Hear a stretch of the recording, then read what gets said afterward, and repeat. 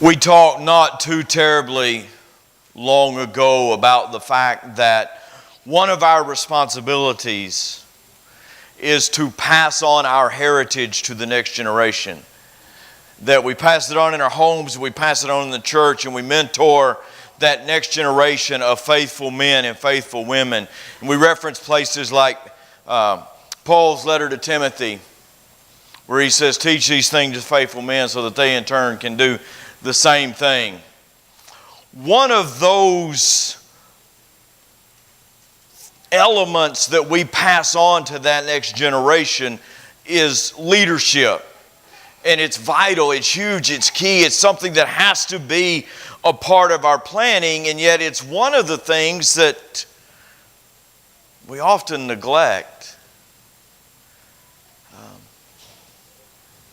How many times do we have Bible classes that are designed to mold young men into elders, or to deacons, or to ministers, or Bible class teachers, young women into Bible class teachers?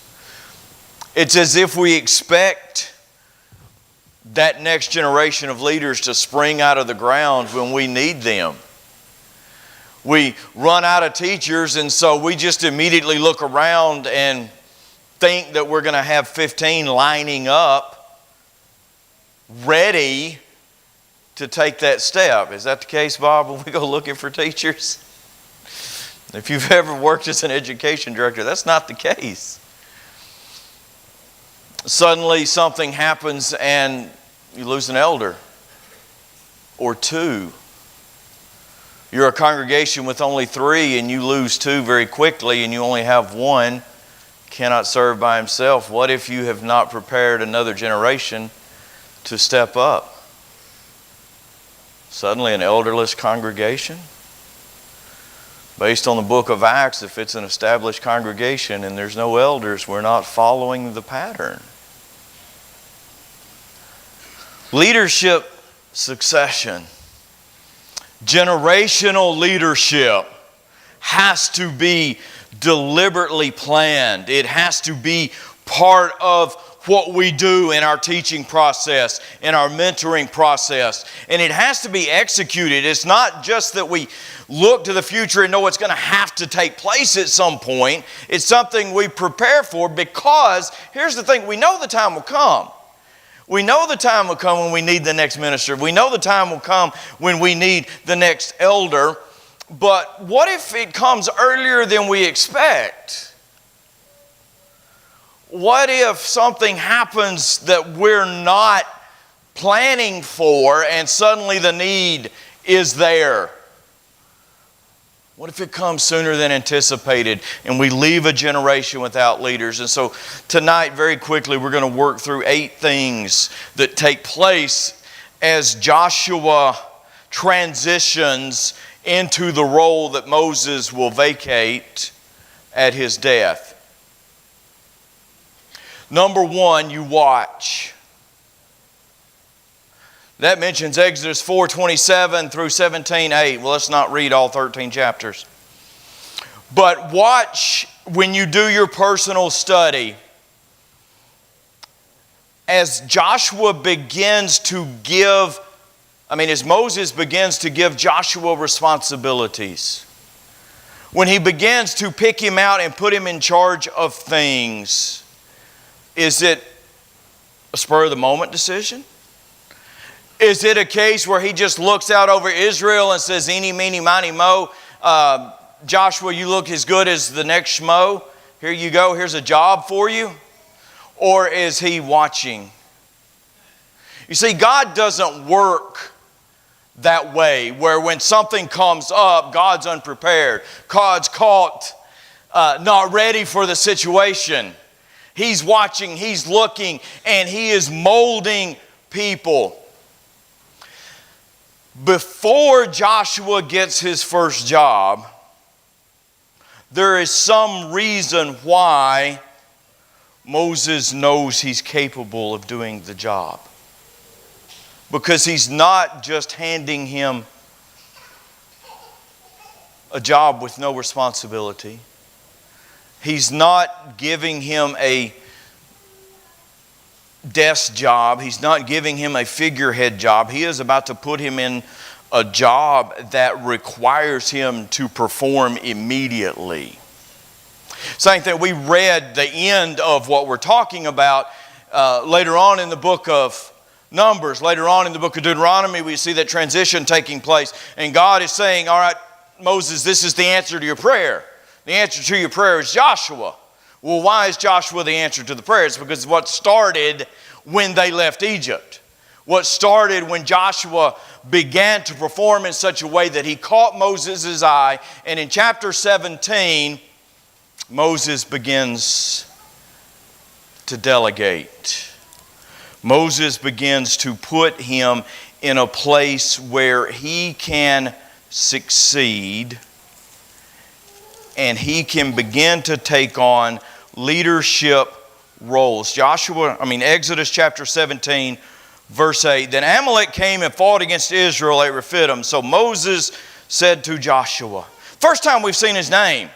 It is the first appearance he's made in Scripture, and yet immediately he is thrust into a place where Moses delegates him some authority. You're going to lead this battle. You don't appoint a general who's not qualified. Well, I guess in our case sometimes we have, but if you're God's people, you don't, because you're paying attention. And he gives him a job to do that is still under the authority of Moses. It's still under the authority of God, and it is a job that he can handle. What is it we learn about deacons? They are first to be tested. So before they take on a formal role of deacon, they've been given a job that they performed admirably. And it's been watched and it's been overseen, and they were successful, and so they're ready. Elders, what? The qualifications we look at are qualifications they are to possess and that are to already be evident in their lives. And so you can begin to delegate, see how they perform, make sure they can do the work. The next generation needs to build a resume. Needs to build a resume that says he can be a leader. He can step up and take that next role when the time comes. And Joshua is put into a position, notice this is key, it's a controlled environment. He is in charge of what is going on in the valley, but the outcome of the battle is based on what? Moses keeping his hands up. Moses providing that intervention between God and mankind. So he is put in a position where he will succeed. He will build confidence. He will add to the resume. And he will be ready the next time Moses calls on him. The next time God has a work for him. Because the outcome is being determined by God. Through Moses. Through those hands remaining raised. Because as long as they're up, they're successful. When they drop, they begin to lose ground. So you delegate. And you delegate in a realm, in a controlled environment where they can succeed. And we do it with our children. You begin to put them in charge of small tasks before you put them in charge of the huge tasks. And you teach them step by step. You don't apprentice a Jedi and send him out to battle Palpatine on day one. He goes through the process of learning to be a Jedi with smaller tasks. You don't apprentice an electrician and send him out to wire a nuclear plant and hope for the best. You teach him step by step. And so we roll into this next one. All right, you begin to delegate some authority, and then you teach. You teach within that role. You encourage. Exodus chapter 17, verse 14. Then the Lord said to Moses, write this in a book as a memorial, and recite it to Joshua. Why this early, God? Because I have a plan. I have a plan for when the time comes that you can no longer do this job. Joshua's going to be next. So begin to teach him now. Pass on the knowledge that as he learns it will lead him to maturity. That he will be prepared when the moment comes. When he will be prepared for the moment when you're not there to give him the answers. And as you teach him, as you pass on that knowledge, mentor him. Help him in this process. Chapter 4 of Genesis. Chapter 24 of Exodus, sorry. Joshua is not back in the book of Genesis. Chapter 24, verses 12 and 13. Now the Lord said to Moses, "Come up to me on the mountain and remain there, and I will give you the stone tablets with the law and the commandment which I have written for their instruction." So Moses arose with Joshua his servant. And Moses went up to the mountain of God. This is an extended time. This is 40 days. Chapter 24, verse 18. And at the end of it, after all of that, and then the going back up the mountain and this whole process, look who is still there in Exodus chapter 32. Step by step by step, Joshua. Learn how to be the go-between between God and man. Learn how to represent the people before Him. Learn what it takes to communicate with God. Stay by my side. Stay with me. Again, chapter 33, verse 11. Repeatedly, as we go through this story of the early days of Israel's exodus and the giving of the law and the setting up of the tabernacle and all of these things that Moses is having to do, Joshua's there every step of the way so that he can learn how to lead this next generation. Because the day's coming that it is going to be his responsibility. In fact, for the next 40 years as they wander the wilderness, Joshua's going to be there step by step. What else do you do when you're passing on leadership slowly but surely? You reel them in when necessary. Numbers chapter 11. It's a very similar story to something that takes place in the Gospels.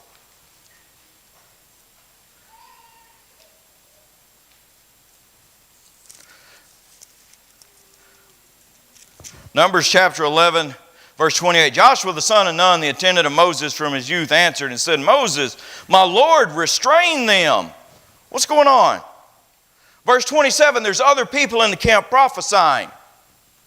Moses doesn't like it. They're taking your glory. They're taking your position. They're taking your leadership. Stop them. And Moses grabs the reins and he pulls him back a little bit. Are you jealous for me? Don't worry about it. If they're doing it, I don't have to do it. If they're taking some responsibility, remember James and John, sons of thunder? Hey, Jesus, there's some people over there doing things in your name. Can we call down fire from heaven? Jesus said, hold your horses. What's the big deal? There are times when, as leadership gets passed on, that sometimes the young leader will run out ahead of where his abilities are. And he has to be pulled back. But as he gets it, as he learns that, notice the increase in responsibility. Numbers chapter 13. Moses, you're right on the edge of the land. All right, so I want you to send out scouts. And I want you to send out scouts who are going to look all over the land. They're going to come back and give you a report. And Joshua is one of them. An increased responsibility. I'm not going to be there to hold your hand every step of the way through Canaan. In fact, for the next 40 days, you're going to be on your own as you move about. But come back with an answer.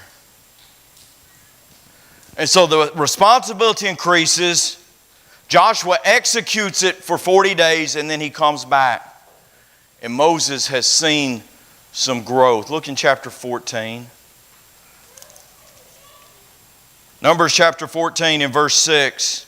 And Joshua the son of Nun and Caleb the son of Jephunneh, of those who had spied out the land, tore their clothes. He has become a leader who is touched by the sin of the people around him. You're missing the point, guys. This is our land because God said it was our land. He's grown. He has reached the point that he can stand his ground. Verse 30. Surely you shall not come up into the land in which I swore to settle you, except Caleb the son of Jephunneh and Joshua the son of Nun. And God recognizes it. Out of everybody over the age of 20, who are the two that survived 40 years? Joshua and Caleb. Notice the growth. Notice how impressed God is with these young men. Verse 38, but Joshua the son of Nun, Caleb the son of Jephunneh remained alive out of those men who went to spy out the land. As leaders who are passing on that leadership role, passing on that mantle to the next generation, part of that process is mentoring and then allowing the growth to take place. Watching it, evaluating it so that you know when the next step is ready. And he allows him to stand his ground. One of the things as I was doing this study that crossed my mind that I had never really thought about was the fact that this is Moses' right-hand man. And it would be tempting as the leader of Israel to use that Moses big boy voice when they start back talking Joshua, to say, hush, leave my boy alone. Moses lets him stand his ground himself. Moses lets Joshua and Caleb fight the battle because it's vital to their growth and it's vital to them showing God that they have progressed to the point that they can survive the 40 years and be that next generation. And then when they get to that point, notice how this is worded. Notice I did not type pass the torch. I typed share the torch. Go back to where we were reading earlier in Numbers chapter 27. Starting in verse 15, Moses spoke to the Lord, God, you've already told me, I don't get to go into the land. All right, who's going to take care of that? Who's going to lead them in this next generation? You pick him out so they're not sheep without a shepherd. And so, Moses, you've done your job. All right, you have molded this young man, so choose Joshua, the son of Nun, a man in whom is the Spirit. Lay your hand on him. Have him stand before Eleazar the priest, before all the congregation. Commission them in their sight. Verse 20. And you shall put some of your authority on him. There are some days left for Joshua. For Moses, he is still the leader of Israel. But God says, go ahead and give him some of it. Let him begin to make decisions so the people look to him and says, what? They will recognize the authority that's on him. They will do what he says to do. Before you pass the torch in your home, in the classroom, in the eldership, wherever it is that we're passing on spiritual leadership to the next generation, before you pass the torch, share the torch.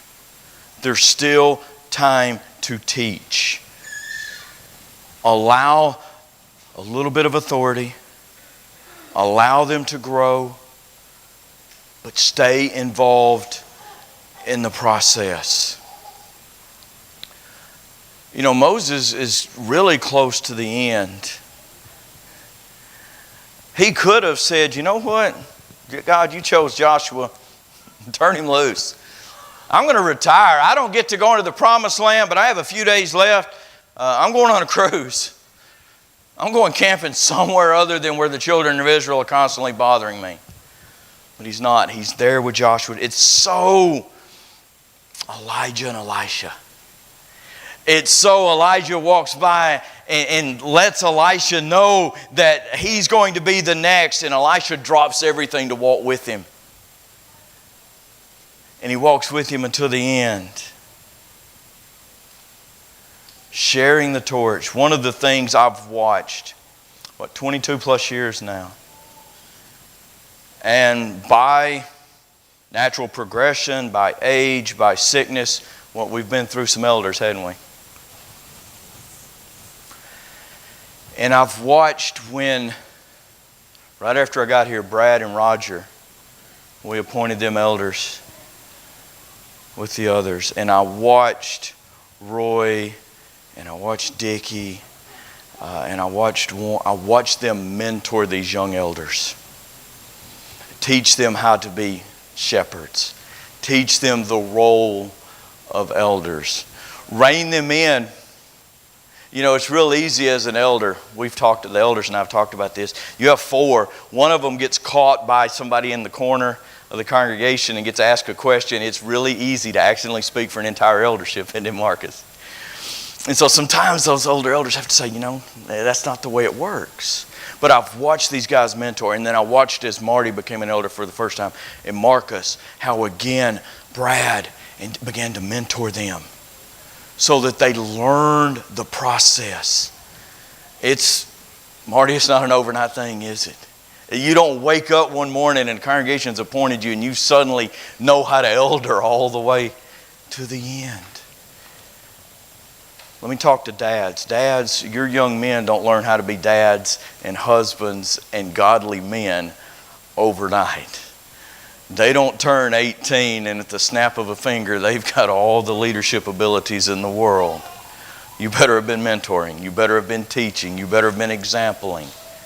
Same thing with our Bible class teachers, our deacons, in every spiritual role that we fill. There has to be a plan. We have to work on it. So think about the fact, you younger guys now, at some point, it's going to be time for us to appoint elders again. At some point, it's going to be a time to appoint deacons again. Are you in the process of getting to that point? And are we as a congregation in the process of teaching that next generation? Or if something tragic happened, let me ask you a question, and I'm not being morbid, but say we pack up all 4 of our elders and they're going to deliver hurricane money to North Carolina together. What if something happened and we found out that we didn't have any elders? Do we have somebody who's ready? If not, there's a leadership flaw. And there's a sheep flaw in this congregation. Do we want something like that? Absolutely not. Do we have to be ready? Yes. Pass it on. Pass it on in the home. Pass it on in the classroom. Pass it on as you mentors who work with these Bible Bowl kids and these kids that you're taking places and doing things with. Pass it on as Austin works with service projects and with the youth group. Pass it on. It does not happen by accident as we stand and sing.